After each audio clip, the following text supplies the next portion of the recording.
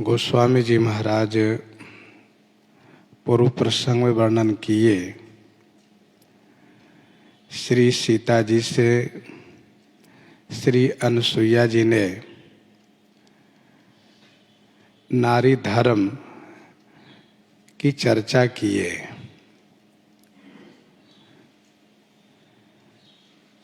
चार प्रकार के पतिव्रता हैं। इसमें से एक एक को इन्होंने स्पष्ट किया कि उत्तम, मध्यम, निकृष्ट और अधम। फिर इसके बाद जो पतिव्रता नहीं है, पति को धोखा देती हैं, उनके बारे में कहा।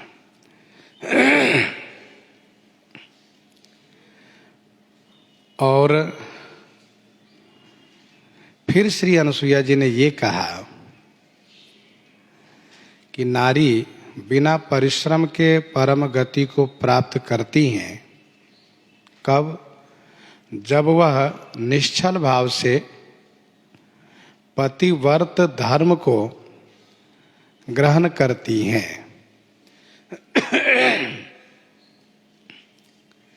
माना कि वह नारी पतिव्रता तो है, लेकिन पति से प्रतिकूल है, पति से झगड़ करके अपने आप को अलग करके रहती हैं। तो अगले जन्म में जब उसका विवाह होता है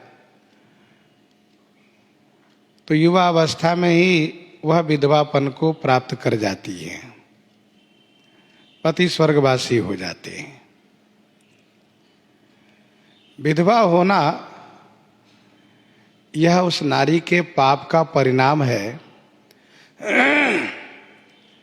और प्रायश्चित इसी में है कि वह दूसरा विवाह न करें और प्रारब्ध समझ करके, कर्म भोग समझ करके इस जीवन में, इस जन्म में जब वे अपने आप को तपश्चर्या पूर्वक जीवन जी लेती हैं तो अगला जन्म उनका सुखद होता है।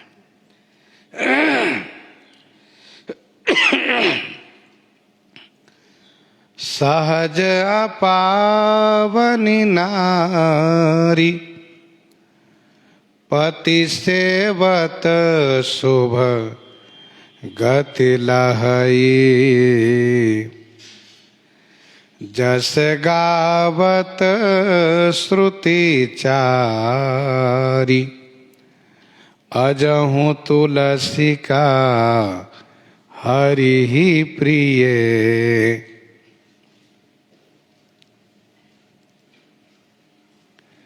सहज अपावन नारी पति सेवत शुभ गति लहई। नारी सहज अपावनी है, यह बात सभी धर्म ग्रंथ कहते हैं, परंतु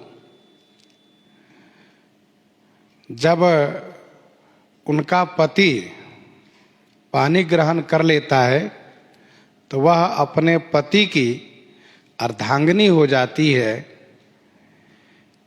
तब उनका ये दोष समाप्त हो जाता है,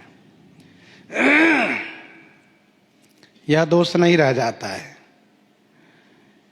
इसीलिए श्री अनुसुईया जी ने कहा पति सेवत शुभ गति लहई।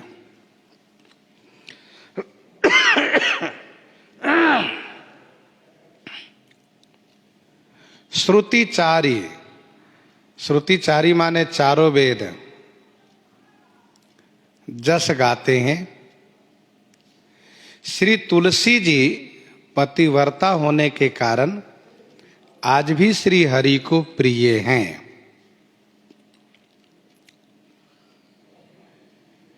नारी सहज पावनी होती है। क्यों? क्योंकि वह महीने में 3 दिन तक चंडालनी, ब्रह्मघातनी और धोवनी बत रहती हैं।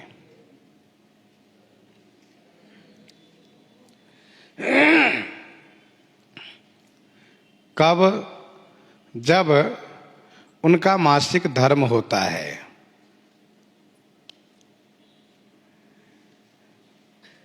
और फिर विवाह उपरांत गर्भावस्था में जब वह होती हैं, तो इस प्रकार से नारी किसी भी धर्म अनुष्ठान को नियम से नहीं कर सकती। स्वाभाविक है कि उनका यह जो धर्म है वह होगा ही।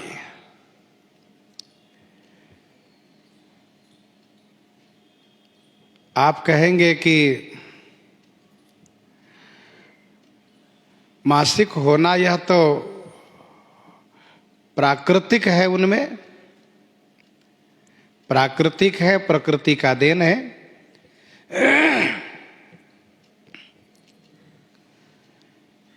तो इसका उत्तर यह है कि संपूर्ण नारी जाति को देवराज इंद्र का यह पाप दिया हुआ है। पाप इंद्र का था, परंतु इंद्र ने अपना पाप संपूर्ण नारी जाति को दिया है। यद्यपि मासिक होना यह उनकी प्राकृतिक है, फिर भी वह 3 दिन तक, जैसा कभी आपने नाम सुना, चंडालनी, ब्रह्मघातनी, धोबनी बत रहती हैं। उस अवस्था में वह अपने आप को अलग करके रखती हैं, संयम और सावधानी से रहती हैं। इसी में परिवार का हित होता है, उनका भी हित होता है। श्रीमद् भागवत जी में स्पष्ट वर्णन है। एक बार की बात है, देवगुरु श्री बृहस्पति जी के अनुपस्थिति में त्वष्टा के पुत्र विश्वरूप को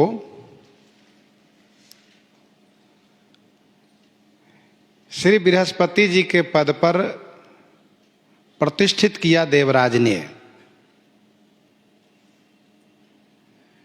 देवताओं के उत्कर्ष हेतु विश्वरूप यज्ञ आदि करना प्रारंभ किए। लेकिन विश्वरूप की माता दैत्य वंश से थी, तो माता ने विश्वरूप को कहा, बेटा तुम नाना के वंश का भी ख्याल रखना। तो विश्वरूप यज्ञ आदि जो करते थे उसमें दैत्य वंश के उत्कर्ष को भी सम्मिलित कर लिया करते थे कि दैत्य वंश का उत्कर्ष हो। यह जब इंद्र को पता चला तो उसने हत्या कर दी, विश्वरूप को मार दिया। मार देने से देवराज को ब्रह्म हत्या लग गई। तब उन्होंने उस ब्रह्म हत्या को 4 जगह विभाजित किया। नारी को दिया, पृथ्वी को दिया, नदी को दिया और वृक्ष को दिया। नारी में जो मासिक धर्म है, जो रजो धर्म है, यह उसी के पाप है। पृथ्वी में जो ऊसर दिखाई देता है, पृथ्वी में ऊसरपन होना, यह उसी देवराज का पाप है, ब्रह्महत्या का भाग है। वो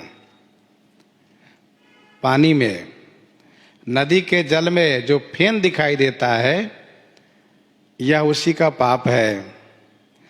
और वृक्ष में जो बांझपन दिखता है, जैसे वृक्षों में आप देखेंगे कि एक गांठ होगा, गांठ के बाद एक दूसरी शाखा होगी, डाली होगी, उसके पत्ते दूसरे प्रकार के हो जाते हैं और उसमें फिर फल फूल नहीं लग सकते। ये उसका पाप है। चारों को इंद्र ने ब्रह्महत्या दिया है, इसके बदले में चारों ने वरदान लिया है और चारों को वरदान दिया है देवराज ने। स्त्री ने वरदान पाया है कि पति से मिलन में उत्साह मेरा बना रहे, पति से मिलन में उत्साह हो। पृथ्वी ने वरदान पाया कि यदि कोई गड्ढा खोद दें तो वह गड्ढा धीरे धीरे पट जाए, भर जाए। जैसे कोई गड्ढा बना देते हैं, कोई जैसे कि कील आदि ठोक करके छिद्र कर देते हैं, वह धीरे धीरे भर जाता है। तो पृथ्वी के जो गड्ढापन है वह धीरे धीरे भर जाएगा। पानी ने जो, क्योंकि नदी के पानी के ऊपर फेन होता है, तो पानी ने वरदान पाया है कि झरने सूखेंगे नहीं, झरने नहीं सूखेंगे। और वृक्ष ने वरदान पाया है कि जो डाली काट दी जाएगी वहां फिर से डालियां निकल आएगी, फिर से डालियां होगी। तो इस प्रकार से श्रीमद् भागवत जी में भी ये चर्चा है, पुराणों में यह कथा है कि नारी में जो वह प्राकृतिक मासिक धर्म है वह इस प्रकार से देवराज के ब्रह्महत्या से संबंधित है। तो सहज पावन नारी, परंतु विवाह उपरांत पानी ग्रहण के बाद उनकी वह अपावनता दूर हो जाती है। जिस प्रकार से कर्म नासा के पानी गंगा जी में समाहित होने पर उसकी अपावनता दूर हो जाती है, वह पानी पवित्र हो जाता है, वैसे ही विवाह होने पर नारी पवित्र हो जाती है। इसीलिए श्री अनुसुईया जी ने कहा कि पति सेवत शुभ गति लहई, शुभ गति को प्राप्त करती हैं।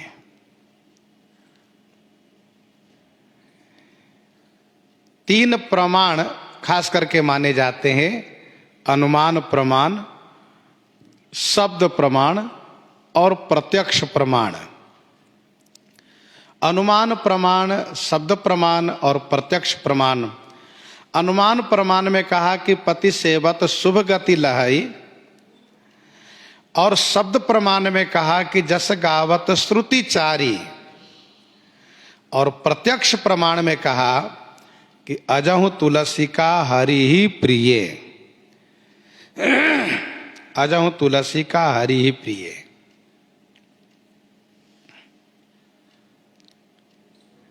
श्रीमद् भागवत जी में एक मंत्र है कि स्त्री शूद्र द्विज बंधुना त्रैन श्रुति गोचरा। स्त्री शूद्र द्विज बंधुना, स्त्री शूद्र और द्विज बंधु माने अधम द्विज, फिर तो कोई बचा ही नहीं, सब इसमें आ गए। तो कुछ लोग ठीक से विषय को नहीं समझते, इसीलिए लोग ऐसा मान लेते हैं कि शूद्र पर आक्षेप है अथवा नारी जाति का अपमान है। ऐसा कुछ नहीं है। सहजा पावनी नारी, यह नारी के अपमान के लिए नहीं कहा गया है। यह जो स्वाभाविक जो उनमें गुण धर्म है उस बात को लेकर कहा गया है। तो भागवत जी का जो मंत्र है, स्त्री शूद्र द्विज बंधुना त्रैन श्रुति गोचरा, ये तीनों वेद के अधिकारी नहीं हैं। फिर भी यदि इन तीनों में से जिनमें यदि महानता है तो वह अधिकारी है। जैसे कि स्त्री में चर्चा आती है, श्री मैत्रेय जी की, श्री गार्गे जी की चर्चा आती है। कलयुग की चर्चा है श्री मंडन मिश्र जी की धर्म पत्नी भारती जी।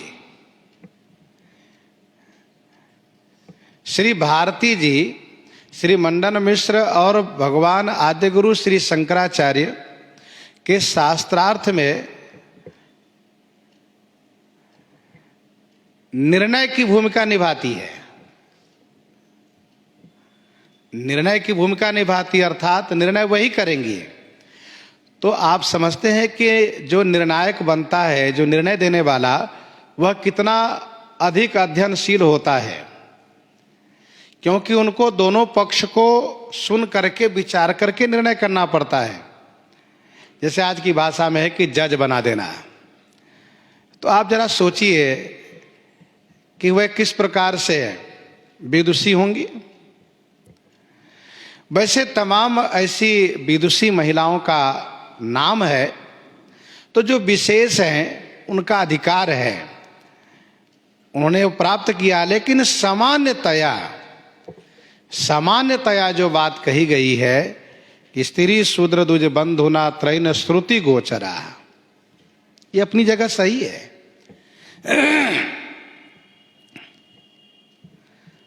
दोहावली 395 में गोस्वामी श्री तुलसीदास जी ने कहा कि भलो भलो सो छल किए, भलो भलो सो छल किए जन्म कनौड़ो होई, श्रीपति सिर तुलसी लसती, श्रीपति सिर तुलसी लसती, बलि बावन गति सोई। भलो भलो सो छल किए जन्म कनौड़ो होई। अच्छे लोगों से छल करने पर परिणाम अच्छा नहीं होता है। भगवान विष्णु ने वृंदा को छला तो परिणाम ये हुआ कि वह तुलसी बनकर के इनके मस्तक पर विराजित हुई। बावन भगवान ने बलि के साथ छला तो भगवान को उनके द्वार पर द्वारपाल के रूप में रहना पड़ा। आज भी रहते हैं। तो श्रीपति सिर तुलसी लसती, बलि बावन गति सोई।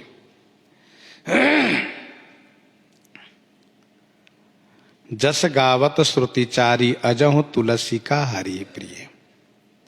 एक बात ध्यान दीजिएगा, एक तरफ श्री अनुसुईया जी ने यह कहा कि सहजा पावनी नारी, और दूसरी तरफ ये कहा कि जस गावत श्रुतिचारी।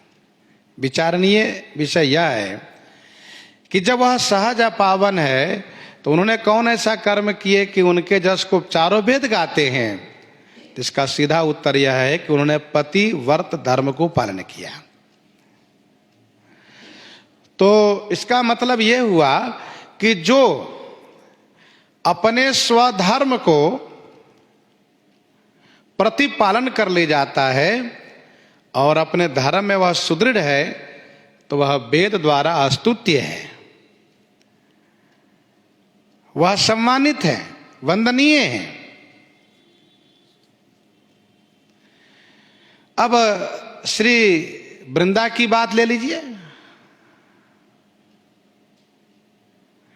वृंदा के साथ भगवान छल किए। वृंदा एक असुर की बेटी है, एक असुर राज की पत्नी है, लेकिन उन्होंने पतिव्रत धर्म के प्रभाव से भगवान के ऐसे प्रियत्व को प्राप्त किया कि ठाकुर जी को बिना तुलसी के कोई वस्तु स्वीकार नहीं है, कोई वस्तु ग्रहणीय नहीं है।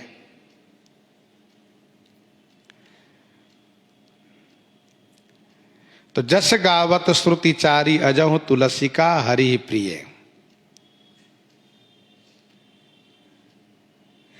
परम सती असुराधिप नारी, तेहि बल ताहि न जितहि पुरारी। छल करि टारे तासु व्रत, प्रभु सुर कारज किन्ह। जब तेहि जानेउ मरम तब, श्राप कोप करी दिन।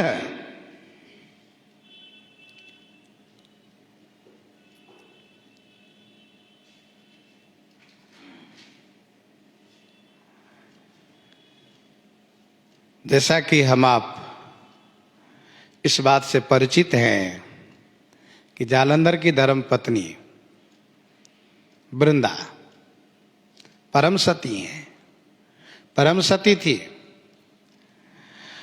और भगवान शिव जालंधर को मारना चाहते थे, परंतु भगवान शिव मारने में सफल नहीं हो रहे थे। तो भगवान विष्णु उनके साथ छल किए। भगवान विष्णु एक सन्यासी बाबा जी के वेश, एक साधु महात्मा के वेश में उनके पास जाते हैं और वे पूजा करती हैं। और जब कुशल प्रश्न होता है तो भगवान कहते हैं तुम्हारे पति तो युद्ध में मारे गए हैं। वृंदा कहती मुझे तो विश्वास नहीं होता है। कहा तो देखो, भगवान ऊपर की ओर देखते हैं, बाबा जी के वेश में हैं, तो उनके पति के शव का खंड, उनके पति के शरीर के खंड खंड नीचे गिरते हैं। और फिर भगवान के कहने पर वे सभी खंडों को एक जगह करके जो जहाँ का अंग है वहाँ पर रख देती हैं, शरीर जुड़ जाता है। और भगवान उसमें प्रविष्ट होकर के वृंदा को यह विश्वास दिलाते हैं कि हम ही तुम्हारे पति हैं। और जैसे उनके प्रति पति भावना करके उनको स्पर्श करती हैं, वैसे ही जालंधर युद्ध में मारा जाता है। जब वृंदा को यह पता चलता है तो वे श्राप देती हैं कि आपका हृदय पाषाणवत है, आप पाषाण बनिए।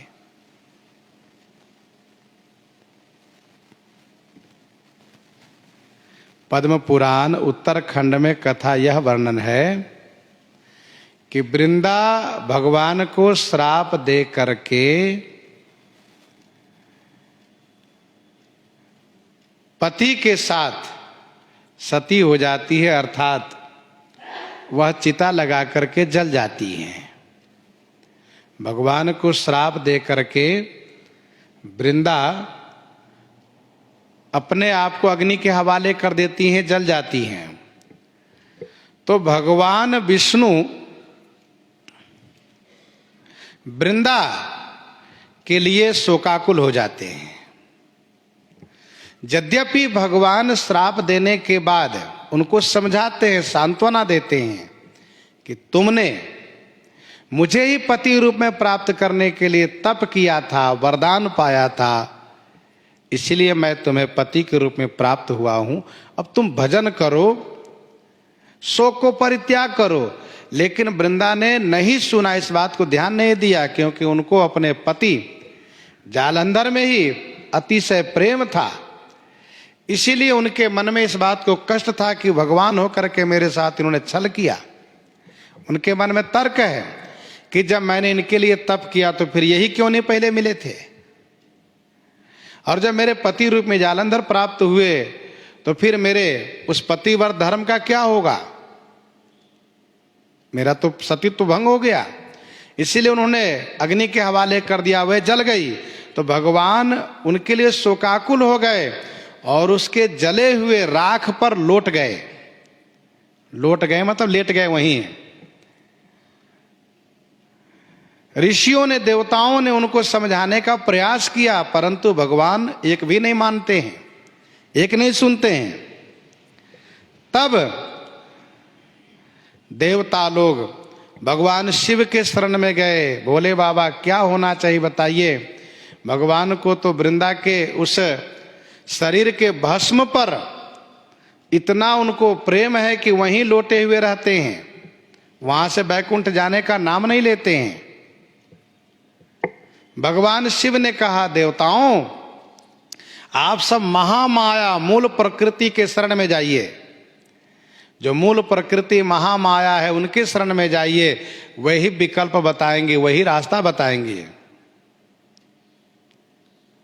तब देवता लोग महामाया को स्तुति किए हैं, वे प्रकट हुई हैं और उन्होंने कहा है, देवताओं आप जाइए श्री सरस्वती, श्री उमा जी और श्री रमा जी के पास, चूंकि तीनों मेरा ही रूप है, आप इन तीनों के पास जाइए, उनसे कहिए वह तीनों बीज प्रदान करेंगे और उस बीज को ले जा करके आप उस राख में, जो वृंदा के शरीर का राख है, उसमें जाकर के उसको बो दीजिए, गाड़ दीजिए। वह पौधा रूप लेगा और भगवान फिर संतुष्ट हो जाएंगे, प्रसन्न हो जाएंगे। फिर तो देवताओं ने ऐसा ही किया है। श्री सरस्वती जी के बीज, श्री सरस्वती जी ने बीज दिया था, उससे धात्री का वृक्ष हुआ, आंवले का वृक्ष हुआ है। और श्री लक्ष्मी जी ने जो बीज दिया था, उससे तुलसी जी का पौधा हुआ है। और जो श्री उमा जी ने दिया था, उससे मालती का वृक्ष हुआ है, मालती का पौधा हुआ है। फिर भगवान विष्णु धात्री और तुलसी जी में वृंदा को देखते हुए उन दोनों पौधा को लेकर के बैकुंठ चले गए हैं। इसलिए भगवान को धात्री और, धात्री मतलब आंवला, धात्री और तुलसी उनको सर्वाधिक प्रिय हैं। उसमें भी खास करके तुलसी जी विशेष प्रिय हैं, क्योंकि श्री लक्ष्मी जी द्वारा प्राप्त बीज से तुलसी जी का सृजन हुआ है। यह पद्म पुराण उत्तराखंड में कथा वर्णित है। पद्म पुराण में कथा और भी कही गई है तुलसी जी के संदर्भ में। समुद्र मंथन में, समुद्र मंथन से 4 कन्या प्रकट हुई है। समुद्र मंथन से 4 कन्या प्रकट हुई है, श्री लक्ष्मी जी और इसके बाद कामोदा जी, वारुणी और ज्येष्ठा। श्री लक्ष्मी, कामोदा, वारुणी और ज्येष्ठा, जिसमें से कामोदा तुलसी के रूप धारण की है और वह भगवान को प्रिय हुई है।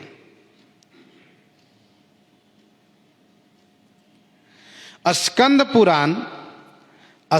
पुराण वैष्णव खंड, स्कंद पुराण वैष्णव खंड कार्तिक महात्म, कार्तिक तुलसी महात्म, स्कंद पुराण वैष्णव खंड कार्तिक तुलसी महात्म में कथा ऐसी कही जाती है कि जब अमृत समुद्र मंथन से निकला है, जब अमृत समुद्र मंथन से निकला है और उसको जैसे भगवान अपने हाथ में लिए हैं, तो उनको बड़ी प्रसन्नता हुई है, बड़ी खुशी हुई है।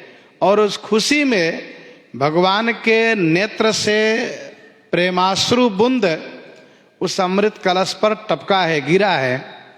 और गिरने के बाद वह तुरंत मंडलाकार तुलसी का रूप धारण कर लिया है। वह मंडलाकार तुरंत श्री तुलसी जी का रूप धारण कर लिया है, जिसको पाकर के भगवान बड़े संतुष्ट हुए हैं, बड़े प्रसन्न हुए हैं।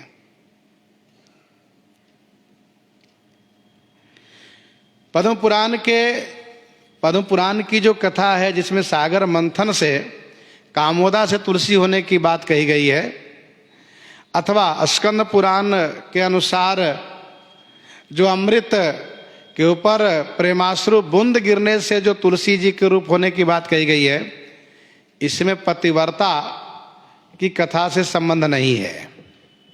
इसमें पतिव्रता की कथा से संबंध नहीं है। हाँ, पद्म पुराण उत्तराखंड में जो वृंदा की कथा है, उसमें पतिव्रता नारी की कथा से संबंध है, क्योंकि वृंदा के शरीर के भस्म पर जो पौधे जमे हैं, श्री तुलसी जी जो श्री लक्ष्मी जी के बीज से पौधे जमे हैं, वह भगवान को प्रिय हुआ है। तो यह पतिव्रता की कथा से संबंधित है।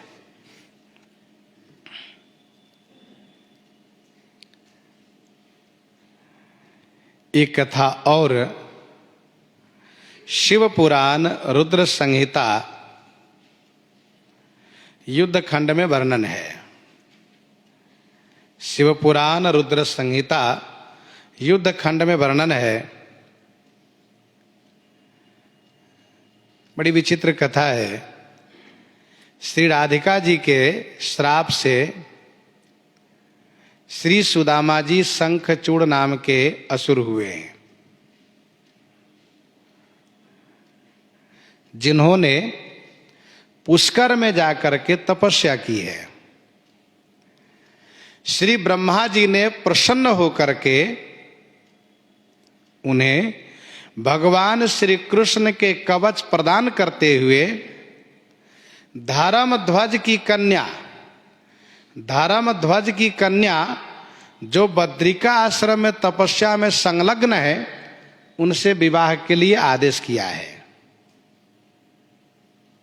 शंखचूड़ को, शंखचूड़ बद्रिका आश्रम में श्री तुलसी जी के पास, इनका नाम ही तुलसी जी है, श्री तुलसी जी के पास जाकर के वार्ता प्रारंभ किया है कि इसी बीच श्री ब्रह्मा जी आए हैं और श्री ब्रह्मा जी ने यह आदेश किया है जिससे दोनों का विवाह हुआ है।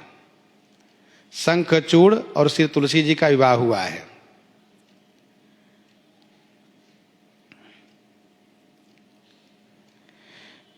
बड़े शक्तिशाली है शंखचूड़।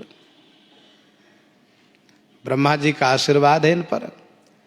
इन्होंने देवलोक पर अपना आधिपत्य जमा लिया।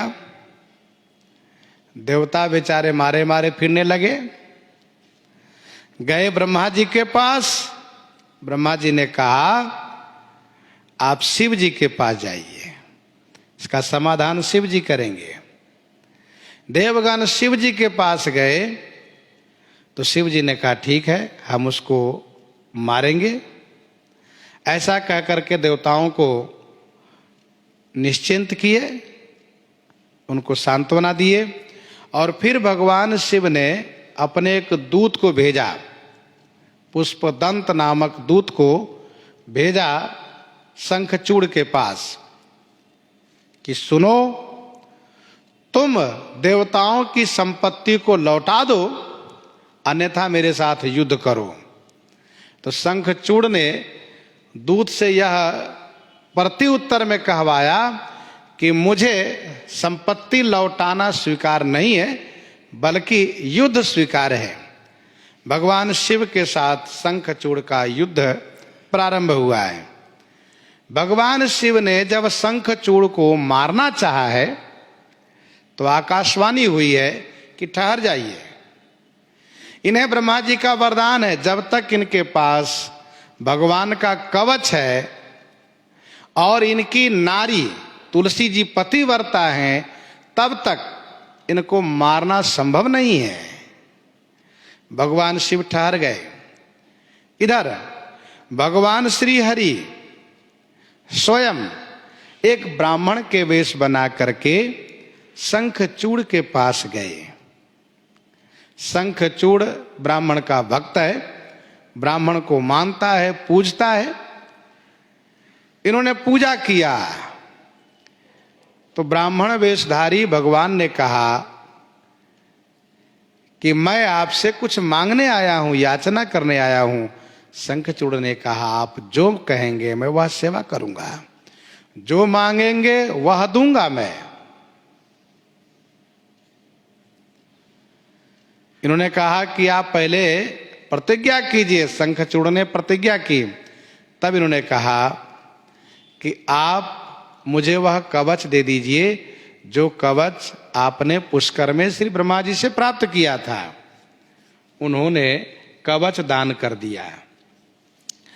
अब ब्राह्मण रूपधारी भगवान कवच को लेकर के शंखचूड़ वेश में आ गए, शंखचूड़ का वेश बना लिए और उस कवच को धारण करके पहुंच गए श्री तुलसी जी के पास। और वहां जा करके उनसे ये कहा, देवी मैंने ब्रह्मा जी के कहने पर देवताओं की संपत्ति लौटा दिया है, वैर विरोध छोड़ दिया है। अब तुलसी जी प्रसन्न हुई हैं और उन्होंने इनका पूजन किया है और जैसे ही पति भाव से इनको स्पर्श किया है वैसे ही इनके पति शंखचूड़ मारे गए हैं।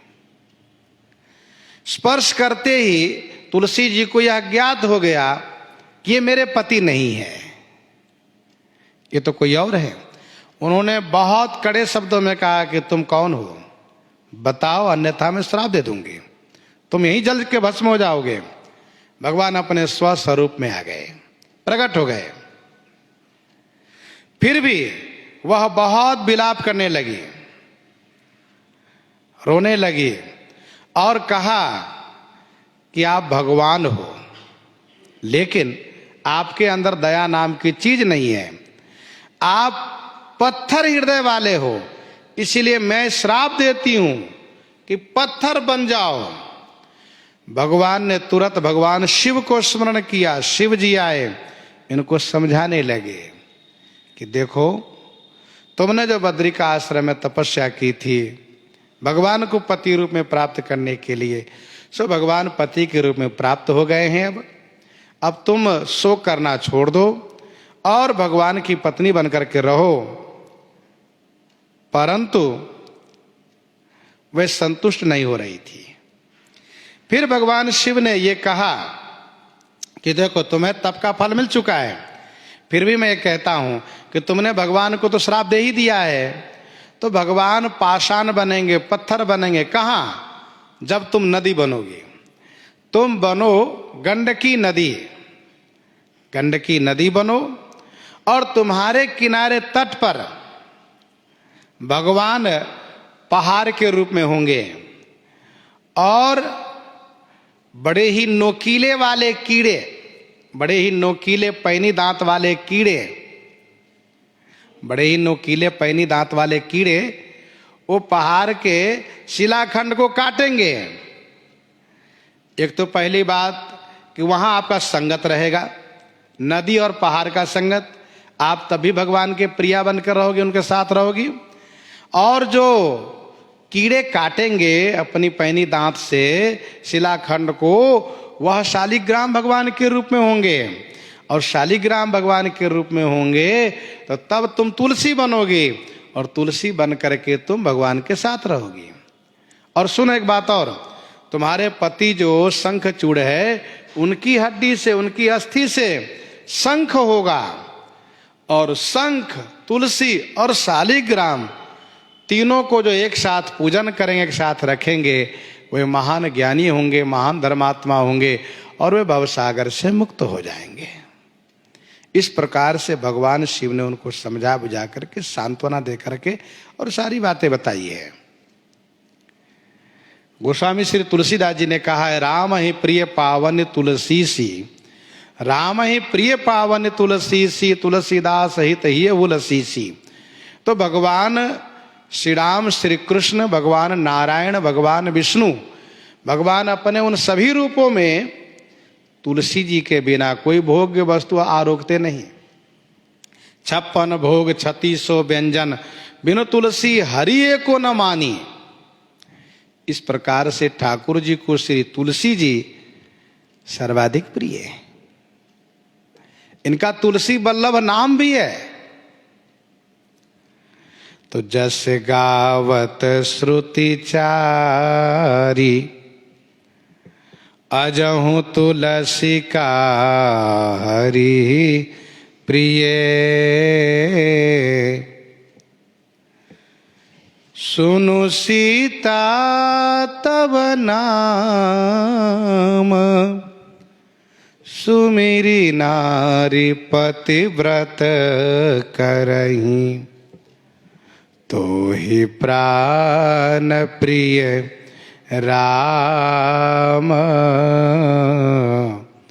कहूँ कथा संसार हित, सुनु सीता तब नाम। हे श्री सीता जी सुनिए, तब नाम सुमिरी, तब आपके नाम को सुमिरन करके जगत में नारी पतिव्रत धर्म को पालन करेंगी। तो ही प्राण प्रिय राम,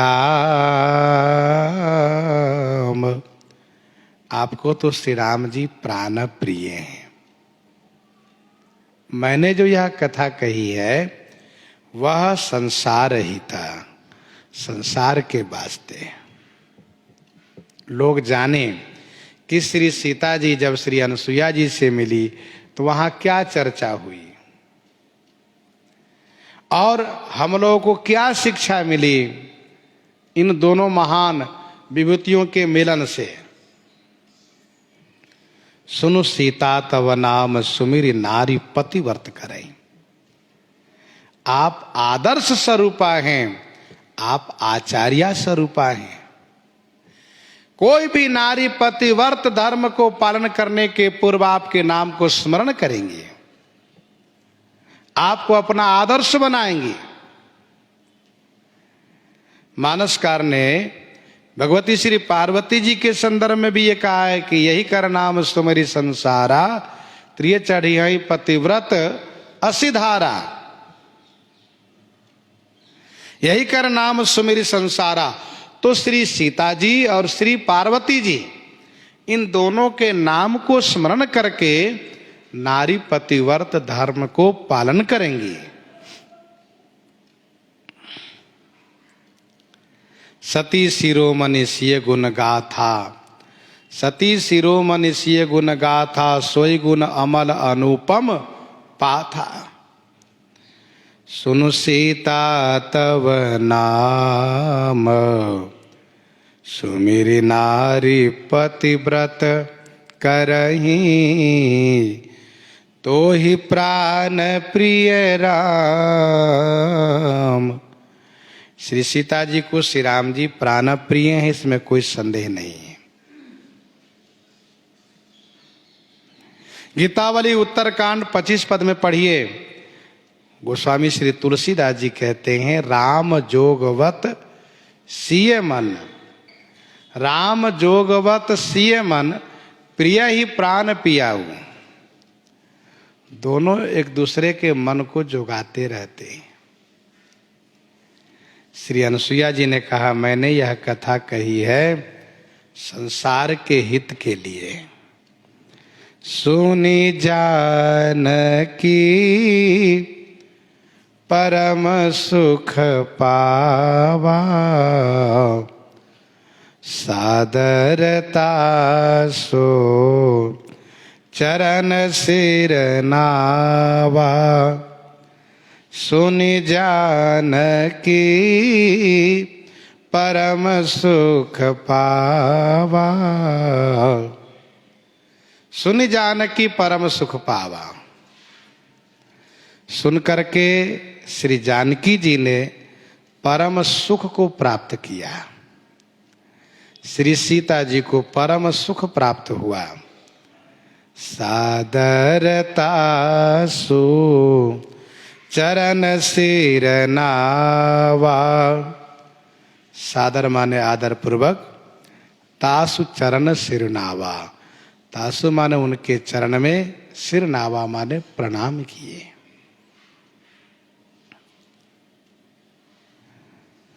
श्री सीता जी श्री अनसुईया जी द्वारा वस्त्राभूषण भेंट से सुख प्राप्त करती हैं और धर्म उपदेश से परम सुख प्राप्त करती हैं।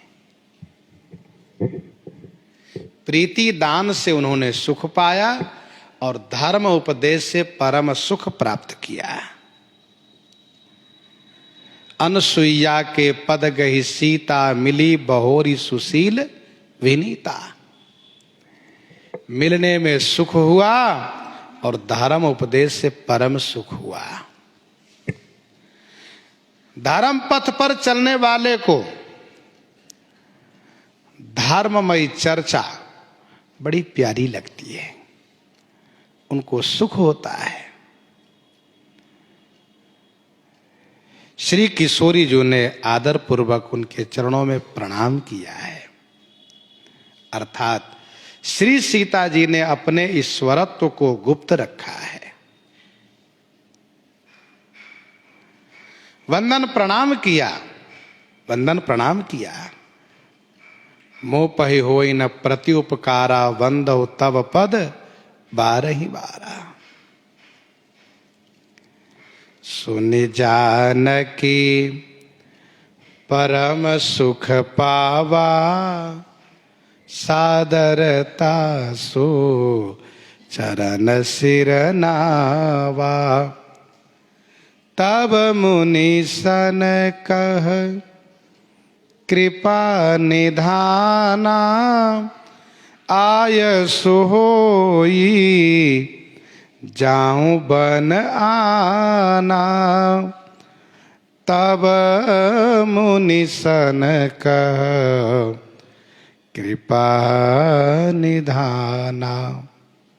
तब कृपा निधान प्रभु श्री राघवेंद्र ने मुनि सन कह, मुनि श्री अत्रि जी से कहा कि आयसु होई, आज्ञा हो महाराज तो आना बन जाऊं। आना माने दूसरे वन में जाऊं। श्री अत्रि आश्रम तक एक ही वन है, चित्रकूट वन है। अब आगे दूसरे वन में जाना चाहते हैं। तब कब? जब श्री अत्रि जी महाराज पूजा स्तुति कर चुके हैं, श्री अनुसुईया जी श्री सीता जी को धर्म उपदेश दे चुकी हैं, तब ध्यान दीजिएगा, एक ही समय में दोनों कार्य हुआ है। श्री अत्रि जी श्री राम जी की स्तुति और श्री अनुसुईया जी श्री सीता जी से धर्म उपदेश। मानसकार की लेखनी एक है, इसलिए प्रसंग को बारी बारी से उन्होंने प्रस्तुत किया है। कृपा निधाना, ठाकुर जी कृपा निधान है। मुनि महात्माओं को सम्मान देते हुए उनसे पूछ करके कार्य करते हैं।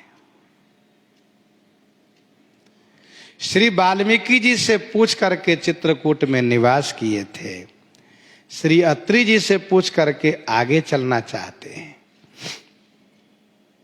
सब ही मान प्रद आप अमानी, श्री रघुनाथ जी हैं। तो तब मुनि सन कह कृपा निधाना, आयसु होई जाऊं बन आना। आज्ञा हो महाराज मैं दूसरे वन में जाऊं। श्री राम जी श्री अत्रि जी को बहुत सम्मान देते आए हैं। श्री भरतलाल जी से कहा था कि अवश्य अत्रि आयसु सिर धरहु, अवश्य अत्रि आयसु सिर धरहु, तात विगत भय कानन चरहु। अवश्य अत्रि आयसु सिर धरहु, तात विगत भय कानन चरहु। और आप स्वयं श्री अत्रि जी की आज्ञा प्राप्त करना चाहते हैं दूसरे वन में जाने के लिए।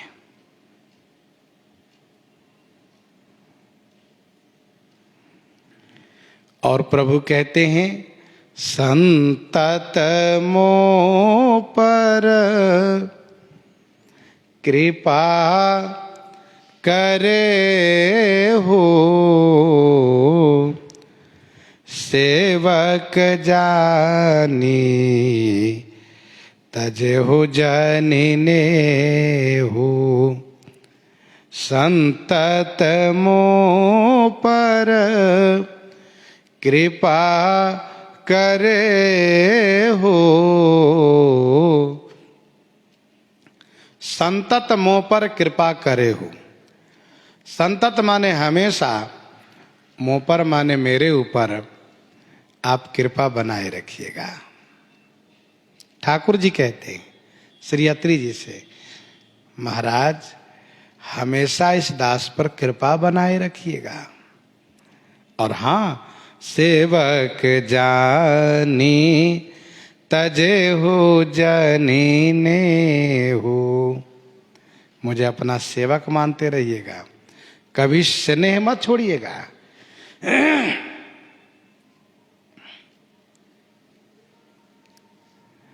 श्री अत्रि जी ने श्री राम जी से कहा था, चरण सरोरु नाथ जनी कबहु तजई मति मोरी।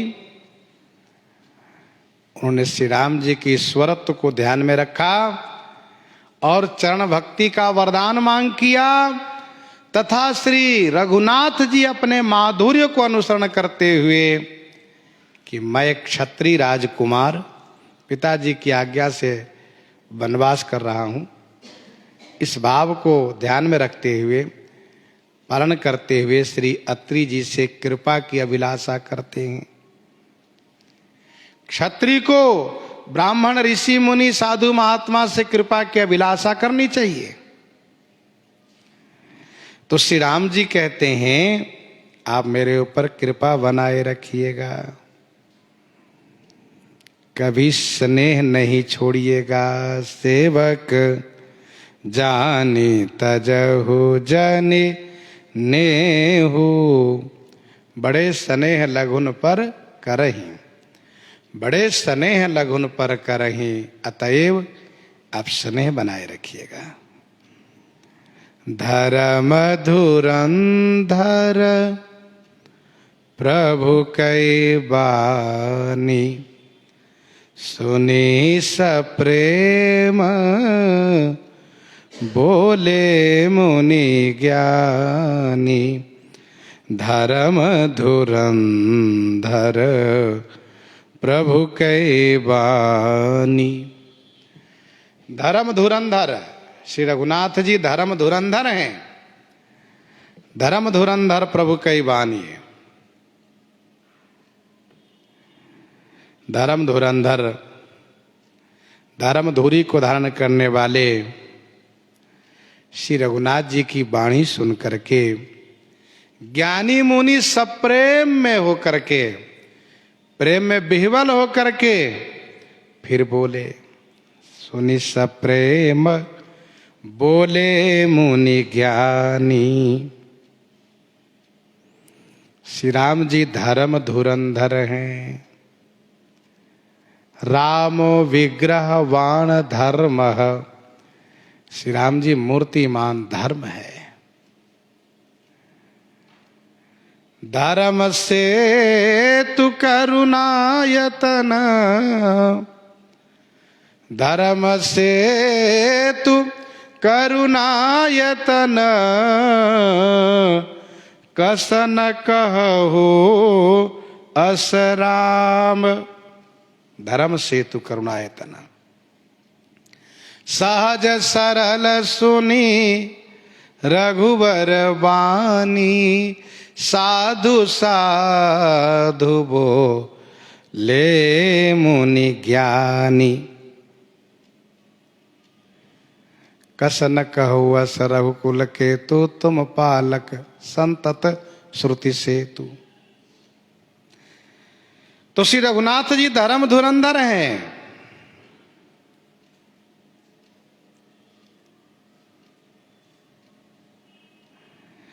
धर्म धुरंधर प्रभु की वाणी।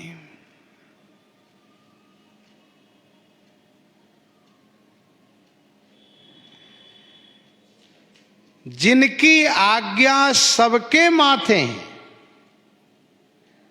सबके माथे कहाँ? विधि हरिहर, विधि हरिहर शशि रवि देशे पाला।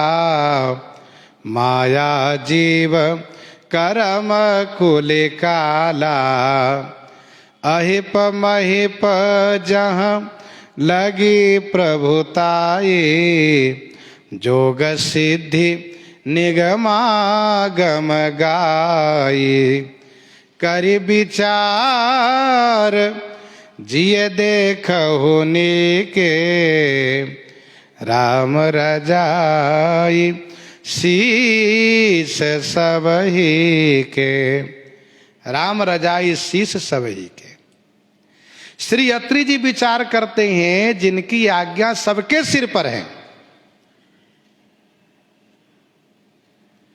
वे ऐसे दयालु हैं, ऐसे कृपालु हैं कि मुझ अत्रि की आज्ञा को सिरोधारी करना चाहते हैं। जो सबको आज्ञा करे वे मेरी आज्ञा चाहते हैं। ऐसे कृपालु हैं, इस प्रकार से भक्त वत्सल हैं। अर्थात वे अपने भक्तों को सम्मान हमेशा देते आए हैं, आज मुझे दे रहे हैं। सुनि सब प्रेम, सुन करके श्री अत्रि जी भावुक हो गए, विह्वल हो गए, सब प्रेम से युक्त हो गए। यद्यपि ज्ञानी मुनि है लेकिन प्रेम में डूब गए। और ध्यान दीजिएगा, ज्ञान की शोभा है प्रेम प्राप्त होने पर। सोहन राम प्रेम बिनु ज्ञानो सोहन राम प्रेम बिनु ज्ञानो करन धार बिनु जिमि जल जानो जोग कुजोग ज्ञान अज्ञानो जानहि राम प्रेम परधानो। सुनी सप्रेम बोले मुनि ज्ञानी, जासु कृपा अज शिव सनकादि चाहत सकल परमारथ वादी। ते तुम राम अकाम पियारे दीन बंधु मृदु वचन उचारे। श्री अत्रि जी भी नहीं चूके, इन्होंने भी श्री राम जी की ईश्वरत्व कहना प्रारंभ किया है। इस प्रसंग को हम आप यहीं पर हृदयंगम करते हैं। आइए श्रवण करते हैं श्री विनय पत्रिका से।